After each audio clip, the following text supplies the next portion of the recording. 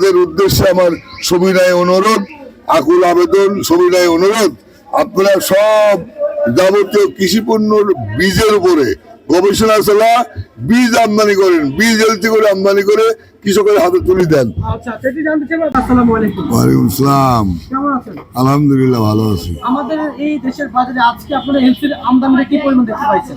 আমি মেসাস আলাল ভান্ডার, লালকুটি শ্যামবাজার, ঢাকা থেকে শহীদুল ইসলাম বলছি।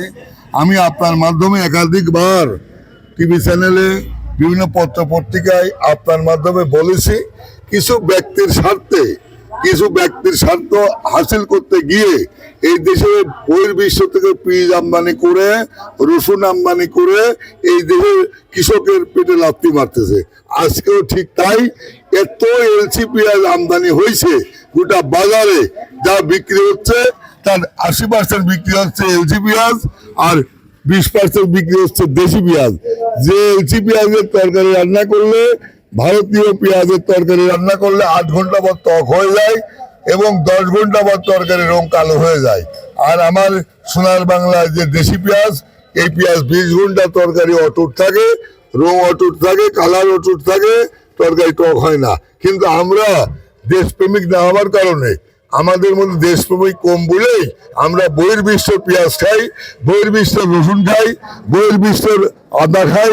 আমাদের দেশে এই পেঁয়াজের বীজের উপরে, আদার বীজের উপরে, আলুর বীজের উপরে, বিভিন্ন কৃষি পণ্য বীজের উপরে আপনার গবেষণাগার বানা, যারা বিদেশ থেকে ডক্টরের ডিগ্রি নিয়ে এসে বসে আছেন, তাদের উদ্দেশ্যে আমার সবিনয় অনুরোধ, আকুল আবেদন, সবিনয় অনুরোধ, আপনারা সব যাবতীয় কৃষি পণ্যর বীজের উপরে গবেষণা চালা বীজ আমদানি করেন, বীজ এলসি করে আমদানি করে কৃষকের হাতে তুলে দেন। আচ্ছা, সেটি জানতে চাইবো আপনার কাছ থেকে, আসলে এই মুহূর্তে এই যে পেঁয়াজের বাজার কমলো, কৃষকের কি পরিমাণ ক্ষতি হচ্ছে একটু জানাবেন। কৃষকের এই যে নতুন করে যে এলসি দিয়ে যে পেঁয়াজ আমদানি করলো, বাজারের পেঁয়াজের বাজার 6 লাখ হয়ে গেছে, আলুর বাজার 6 লাখ হয়ে গেছে, রসুনের বাজার 6 লাখ হয়ে গেছে।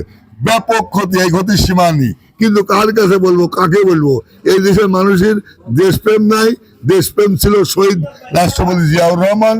দেশের জন্য, জাতির জন্য দেশপ্রেম ছিল, মাটিকে ভালোবাসতো, জাতিকে ভালোবাসতো, দেশপ্রেম ছিল। একটু জানতে চাইবো যে আসলে এই মুহূর্তে আপনাদের আসলে আমাদের দেশের কৃষকদের কি অবস্থান আছে একটু জানাবেন। এই দেশের কৃষক এখন বর্তমান যে পরিস্থিতি হয়েছে এবং হতে যাচ্ছে, সেটা গতবার যেরকম লক্ষ লক্ষ কোটি কোটি টাকা কৃষক লস খাইছে, এবারও যা অবস্থা সৃষ্টি হচ্ছে তাতে লক্ষ লক্ষ কোটি কোটি টাকা কৃষক লসের সম্মুখে পড়বে।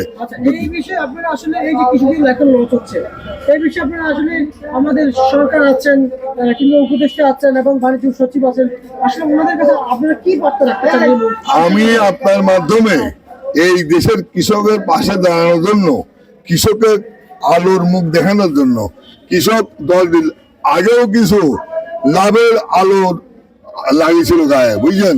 কিন্তু আজ 5-7 দিন যাবৎ যা হচ্ছে, যা হতে যাচ্ছে, বিদেশ থেকে পেঁয়াজ আমদানি করে বাজার 6 লাখ করে ফেলছে। এখন মাননীয় বাণিজ্য উপদেষ্টার প্রতি আমার সবিনয় অনুরোধ, কৃষি উপদেষ্টার প্রতি সবিনয় অনুরোধ, এবং যত লোক বহির্বিশ্ব থেকে ডক্টরেট ডিগ্রি নিয়ে আর খামার বাড়িতে বসে আছেন, তাদের কাছে অনুরোধ, আর কোনো পণ্য, এই পেঁয়াজ, রসুন, আদা, এই জাতীয় যত পণ্য আছে, আপেল, কমলা, আপনার এই জাতীয় যত পণ্য আছে, বিদেশ থেকে আমদানি না করে কৃষকের পেটে লাথি না মারে এই দেশে বীজ উদ্ভাবন করেন, বীজ উদ্ভাবন করে কৃষকের হাতে দেন। কৃষক বাঁচান, দেশ বাঁচান। আজকের এই বাজারে আসলে এই যে এলসির পরিবর্তে কিন্তু আমরা বিভিন্ন গভর্নমেন্ট ছিল, তাই না? তারপরে এলসি এসেছে 4-5 দিন পরে, কিন্তু এই পেঁয়াজের চাহিদা কেমন? এই পেঁয়াজে এলসি আসে কারণে এই পেঁয়াজের ধস নামেছে। তো এলসির পেঁয়াজের নকল নাই, এটা ভারত থেকে বীজ আমদানি করে এই পিসটা বাংলাদেশে উৎপাদন করেছে, বিঘা প্রতি 125 মন 30 মন, বুঝলেন। এই পেঁয়াজের বীজই তো আমি মাননীয় বাণিজ্য উপদেষ্টাকে সবিনয় অনুরোধ করি, বীজ আমদানি করেন। নাসিকের বীজ থেকে বীজ উৎপাদন বিঘা প্রতি 130 মন উৎপাদন হয়। এই বীজ নিয়ে এসে কৃষকের হাতে দিলে, কৃষকের পাশে সহযোগিতা করলে, যেখানে বাংলাদেশের বাৎসরিক চাহিদা 35 লাখ টন, 3 মাসে কৃষক উৎপাদন করবে 72 লাখ টন। পেঁয়াজের ঘাটতি থাকবে না, বহির্বিশ্বে রপ্তানি করতে পারবে। একটু জানতে চাই যে অপরদিকে আজকের দিনে সর্বোচ্চ কত করে বিক্রি? এটা বিক্রি হচ্ছে 50-52 টাকা, যেটা গত দিনও ছিল 60 টাকা 61 টাকা। আর একটু জানতে চাই যে আসলে মুড়ি কাটা কত কত চলে? মুড়ি কাটা সর্বোচ্চ 65 টাকা, সর্বনিম্ন 59 টাকা আজকের বাজারে আজকের বাজার। আজকের বাজারে কাকা এই যে এলসি কত কত ছিল? এলসি গতকাল 65-60 বিক্রি হয়েছে, আজকে বিক্রি হচ্ছে 55 টাকা 52 টাকা এলসি পেঁয়াজ। জি, আর হচ্ছে এই যে আমরা কিন্তু নতুন আলু দেখতে পাচ্ছি, যে নতুন আলু কত করে চলছে? নতুন আলু বিক্রি হচ্ছে 12 টাকা 13 টাকা, আর পুরান বিক্রি হচ্ছে 7 টাকা থেকে 9 টাকা।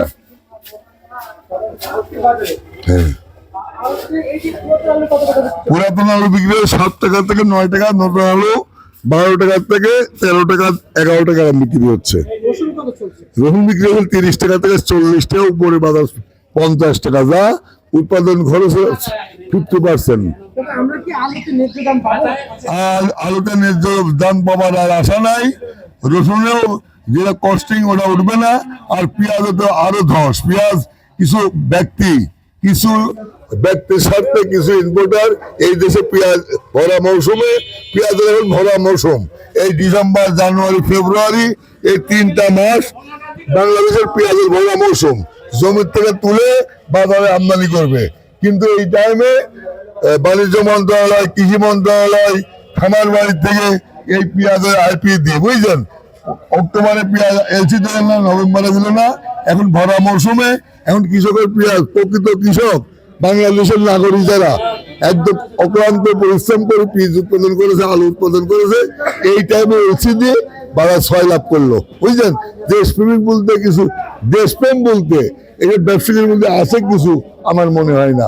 আমি আপনার মাধ্যমে আবার পরিশেষের কথা বলি, দেশপ্রেম ছিল শহীদ রাষ্ট্রপতির মধ্যে। উনি বিদেশ থেকে ধানের বীজ দিয়ে আসি এই দেশে কৃষকের হাতে তুলে দিয়েছে, মাঠে মাঠে চোখে চোখে ডিপটি কল বসা পানির ব্যবস্থা করে দিয়েছে। যেখানে বিঘাবুট 9 মন আউশ ধানের তো 10 মন আমার নামে তো শহীদ রাষ্ট্রপতি দেশের কৃষকের চোখ খুলি দেখা দিয়েছে, একদম হাতে নাতে দেখা দিয়েছে। ইরি ধানের বীজ হাতে তুলে দিয়েছে, ইরি ধান বিঘাবুট 40 মন 35 মনের উৎপাদন হয়। এই দেশের খাদ্য চাহিদা মিটা বহির্বিশ্ব জিয়া খাদ্য রপ্তানি করেছে। আচ্ছা, এলসি বন্ধ হবে কি? এলসি বন্ধ হওয়ার জন্য আপনার মাধ্যমে, বিভিন্ন টিভি চ্যানেলের মাধ্যমে, বিভিন্ন পত্র পত্রিকার মাধ্যমে আমি কতবার সবিনয় অনুরোধ করেছি, আকুল আবেদন করেছি, নিবেদন করেছি। আমি প্রত্যেকটা মন্ত্রণালয়কে বলেছি আইপি দিবেন না, অনুমোদন দিবেন না, কৃষক মারা যাবে। কিন্তু কে কার কথা শুনে? এই দেশে কি কোনো দেশপ্রেম আছে? আজকে কেউ আমার কথা শুনলো না। আমার মতো যারা ক্ষুদ্র ব্যবসায়িক, আমরা রাজনীতি করি না, আমরা প্রাকৃতি করি দেশের কৃষক বাঁচানোর জন্য। দেশের পথে আমি কৃষকের ছেলে, নিজেও কৃষক এবং একজন পেঁয়াজের কমিশন এজেন্ট।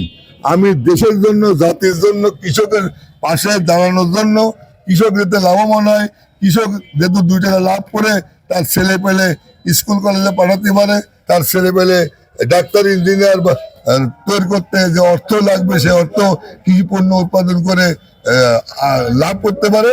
কিন্তু আমার কথা শুনবে কে? কোনো বুঝতে পারছি। ঠিক আছে, আপনাকে আমরা ধন্যবাদ জানাচ্ছি এবং আশা করবো সামনের দিনগুলোতে যেন আরো আমরা ন্যায্য কথা যেন আপনার কাছ থেকে আরো যেন পাই, সেই জন্য আপনাকে আমি অনুরোধ করছি এবং সবসময় যেন আমরা যেন আপনার কাছে সত্যটা যেন খবর পাই। নিষ্ঠা সত্য কথা আমি সবসময় বলবো। সবসময় কৃষকের পাশে আছি, যতক্ষণ ঢলে দান আসে ততক্ষণ কৃষকের পাশে থাকবো। কৃষক লাভবান হলে দেশের লাভবান, কৃষক লাভবান হলে জাতির লাভবান, কৃষক লাভবান হলে দেশের উন্নতি, কৃষকের অবনতি হলে দেশের অবনতি। ঠিক আছে, আপনাকে অসংখ্য ধন্যবাদ। এই ছিল আজকে সর্বশেষ ঢাকা থেকে।